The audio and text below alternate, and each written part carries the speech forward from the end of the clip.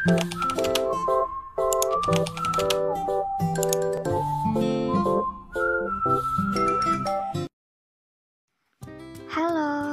Assalamualaikum warahmatullahi wabarakatuh.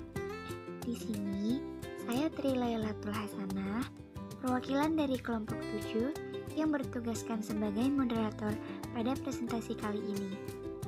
Selanjutnya, saya akan membacakan nama-nama anggota kelompok kami, yaitu yang pertama, Dwi Vitasari NPM 041, Mitra Indah Lestari NPM 118, Ratna Okvisari NPM 159, Selaras Royansari NPM 059, Tri Lailatul Hasanah NPM 174, dan Vita Handayani NPM 018. Selanjutnya, kami akan mempresentasikan materi yang berjudul Model-model pembelajaran konsep dasar IPS sesuai dengan tuntutan kurikulum. Model pembelajaran menurut Suyatno adalah bentuk pembelajaran yang tergambar dari awal sampai akhir yang disajikan secara khas oleh guru di kelas. Model pembelajaran mengacu pada pendekatan pembelajaran yang akan digunakan, termasuk di dalamnya tujuan-tujuan pengajaran, lingkungan pembelajaran, dan pengelolaan kelas.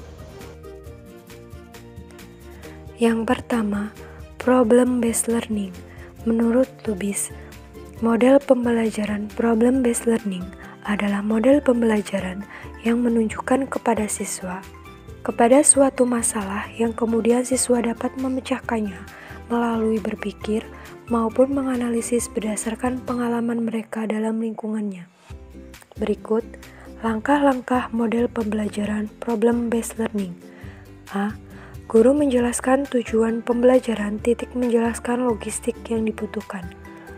Memotivasi siswa terlibat dalam aktivitas pemecahan masalah yang dipilih. B. Guru membantu siswa mengidentifikasikan dan mengorganisasikan tugas belajar yang berhubungan dengan masalah tersebut, seperti menetapkan topik, tugas, jadwal, dan lain-lain. C. Guru mendorong siswa untuk mengumpulkan informasi yang sesuai eksperimen untuk mendapatkan penjelasan dan pemecahan masalah, pengumpulan data, hipotesis, dan pemecahan masalah. D. Guru membantu siswa dalam merencanakan serta menyiapkan karya sesuai seperti laporan dan membantu mereka berbagai tugas dengan temannya. E. Guru membantu siswa untuk melakukan refleksi atau evaluasi terhadap penyelidikan mereka dan proses-proses yang mereka gunakan. Yang kedua, Project Based Learning. Project Based Learning adalah model pembelajaran yang menggunakan proyek. Peserta didik melakukan eksplorasi, penilaian, interpretasi, sintesis, dan informasi untuk menghasilkan berbagai bentuk hasil belajar. Berikut langkah-langkah model pembelajaran Project Basic Learning. Yang pertama, penentuan pertanyaan mendasar. Pembelajaran dimulai dengan pertanyaan esensial, yaitu pertanyaan yang dapat memberi penugasan peserta didik dalam melakukan suatu aktivitas, mengambil topik yang sesuai dengan realitas dunia nyata, dan dimulai dengan sebuah investigasi mendalam dan topik yang diangkat relevan untuk para peserta didik. Yang kedua, mendesain perencanaan proyek. Pengajar dan peserta didik menyusun jadwal aktivitas penyelesaian proyek. Aktivitas pada tahap ini yaitu 1. Membuat timeline penyelesaian proyek. Kedua, membuat deadline penyelesaian proyek. Yang ketiga, membimbing peserta didik ketika mereka membuat cara yang tidak berhubungan dengan proyek. Yang keempat, meminta peserta didik untuk membuat penjelasan atau alasan tentang pemilihan suatu cara.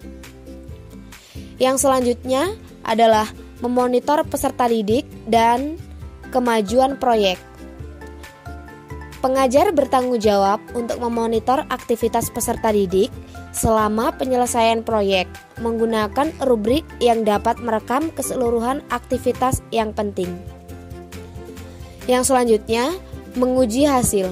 Penilaian dilakukan untuk mengukur ketercapaian kompetensi, mengevaluasi kemajuan masing-masing peserta didik, memberikan umpan balik terhadap pemahaman yang sudah dicapai peserta didik, dan membantu mengajar dalam menyusun strategi pembelajaran berikutnya. Yang selanjutnya, mengevaluasi pengalaman. Pada akhir proses pembelajaran, peserta didik dan pengajar melakukan refleksi terhadap aktivitas dan hasil proyek yang sudah dijalankan. Pada tahap ini, peserta didik diminta untuk mengungkapkan pengalamannya selama menyelesaikan proyek.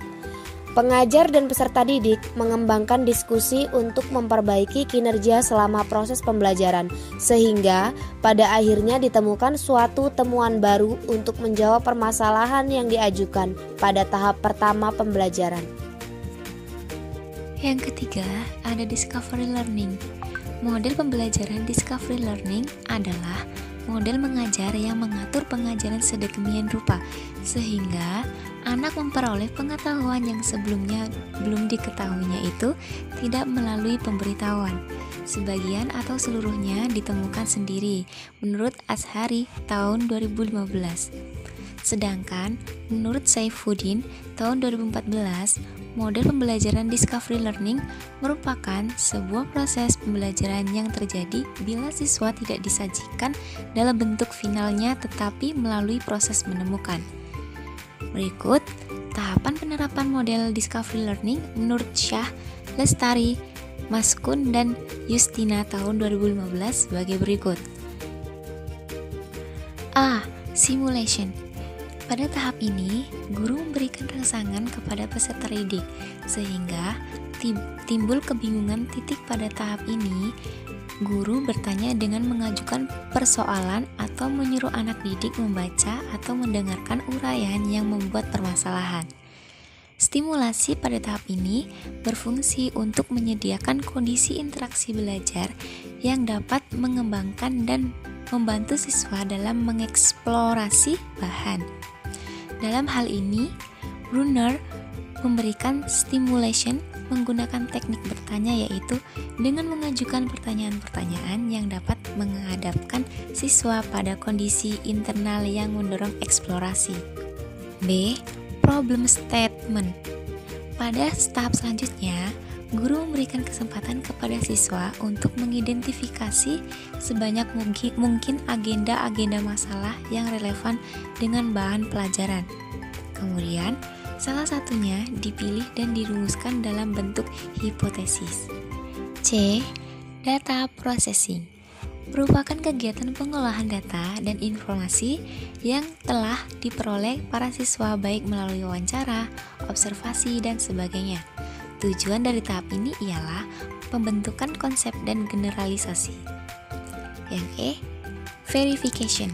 Menurut Brunner, verification bertujuan agar proses belajar akan berjalan dengan baik dan kreatif jika guru memberikan kesempatan kepada siswa untuk menemukan suatu konsep, teori, aturan, atau pemahaman melalui contoh-contoh yang ia jumpai dalam kehidupannya. F. Generalization. Pada tahap generalization merupakan tahap penarikan kesimpulan yang dapat dijadikan prinsip umum dan berlaku untuk semua kejadian atau masalah yang sama, tentu saja memperhatikan hasil verifikasi. Yang terakhir yaitu inquiry.